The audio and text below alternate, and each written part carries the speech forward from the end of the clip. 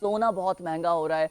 आपको याद है हमने प्रोग्राम में ब्रेक किया था, बताया था आपको कि इसने और ज़्यादा आगे बढ़ना है। उसकी बड़ी वजह यह है कि इस वक्त डिमांड सोने की बहुत ज़्यादा है और सप्लाई जो है कम हुई हुई है। और सप्लाई कम होने की वजूहात भी हमने आपके सामने प्रोग्राम में रखी थी। मैं डिटेल्स में नहीं जाऊंगा, लेकिन एक प्रोग्राम हम जो ये गोल्ड कमोडिटी है उस पर लाजमी करेंगे।